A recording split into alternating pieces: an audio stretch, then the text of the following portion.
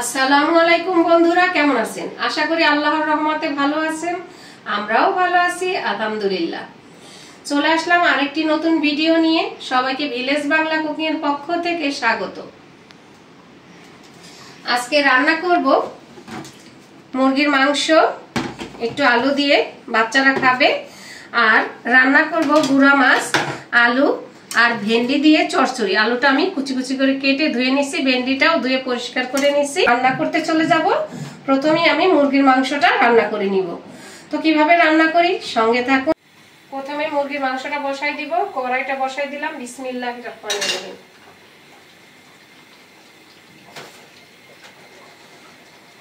কড়াই গরম হয়ে গেছে, দিয়ে দিব সয়াবিন তেল।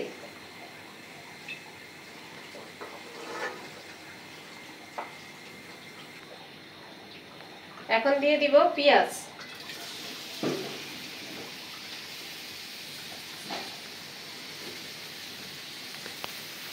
পেঁয়াজের ভিতরে দিয়ে দিব গরম মশলা, এলাচ, দারচিনি, লবঙ্গ, তেজপাতা। এখন তেলের উপরে পেঁয়াজটা আর গরম মশলাটা বাদামি করে ভাজা নিব। পেঁয়াজটা বাদামি করে ভাজা হয়ে গেছে। এখন মশলা দিয়ে দিব। মশলা দেওয়ার জন্য সামান্য একটু পানি দিয়ে দিই, যাতে মশলাটা পুড়ে না যায়। এখন দিয়ে দিব মরিচের গুঁড়া, 2 চামচ মরিচের গুঁড়া দিয়ে দিলাম।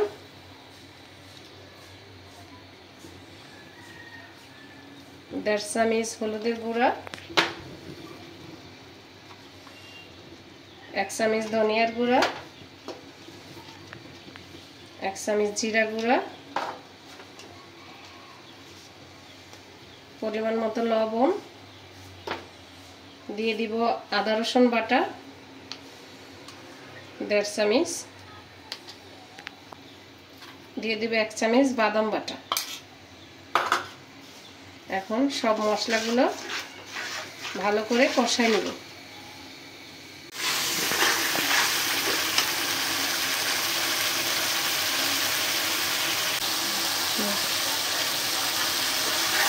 মশলাটা কষানো হয়ে গেছে। এখন দিয়ে দিব মাংসগুলা ধুয়ে পরিষ্কার করে রাখছি আমি। আলুটাও একসাথে দিয়ে দিই, যেহেতু ব্রয়লার মুরগি, তো আলুটা সেদ্ধ হবে না। এখন আলু আর মুরগির মাংসটা ভালো করে কষায় তারপরে জল দিব। মশলার সাথে ভালো করে কষাই নিই।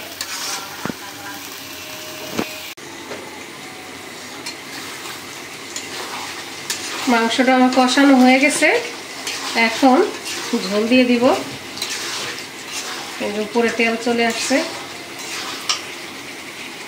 এখন ঝোল দিয়ে দিই।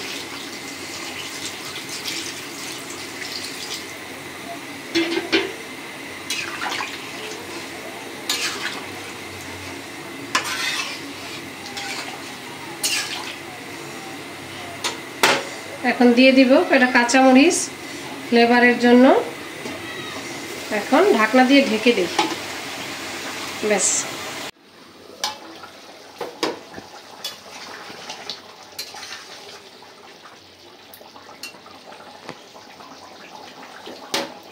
মুরগির মাংসটা আমার রান্না করা হয়ে গেছে।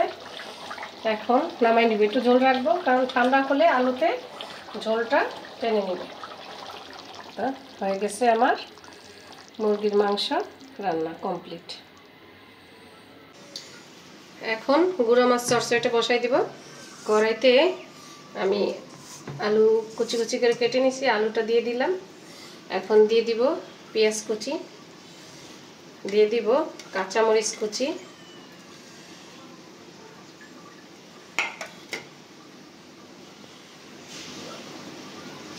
দিয়ে দিব 1 চামচ হলুদের গুঁড়া,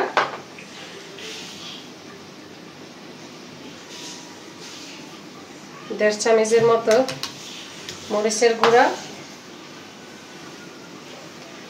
দিয়ে দিব জিরা গুঁড়া, 1 চামচের মতো ধনিয়ার গুঁড়া, দিয়ে দিব পরিমাণ মতো লবণ। এখন দিয়ে দিব আদা রসুন বাটা।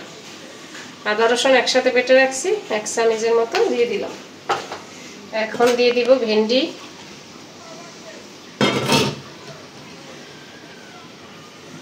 দিয়ে দিব সয়াবিন তেল পরিমাণ মতো।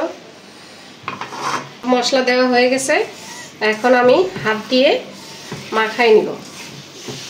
চচ্চড়িটা হাত দিয়ে মাখাই দিলে খুবই স্বাদ হয়।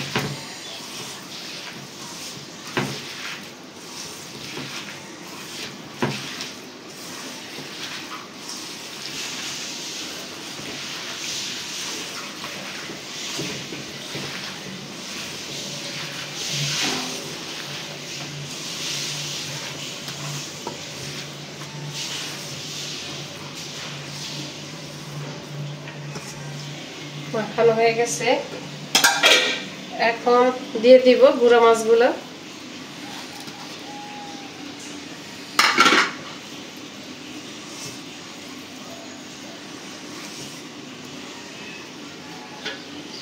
দিয়ে একটু হাত ধুয়ে পানি দিয়ে দিব। এটা একবারে শুকনা শুকনা করে কচুরি করে ফেলব। তা এখন চুলায় বসাই দিব। বিসমিল্লাহির রহমানির রহিম। চচ্চড়িটা হয়ে গেছে, ঘুরে ঘুরে একদম পানিটা শুকনা শুকনা করে নিছি। নামাই নিব। কমপ্লিট আমার গুঁড়া মাছের খাবার খেতে চলে আসলাম। রান্না বান্না শেষ, সবাই একসাথে খেতে বসলাম। তো আজকে বাচ্চারা খাবে, এই জন্যই মুরগির মাংসটা এভাবে রান্না করলাম আলু দিয়ে। তো আবার শুরু করি। প্রথমে গুঁড়া মাছ চচ্চড়িটা সবাইকে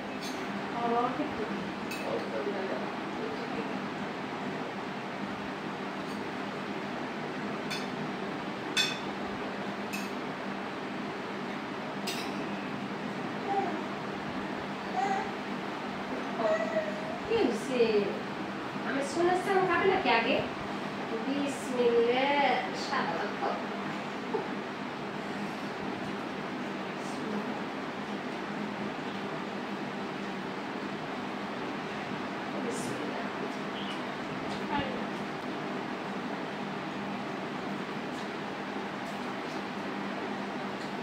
গুঁড়া মাছটা সেই স্বাদ হয়েছে।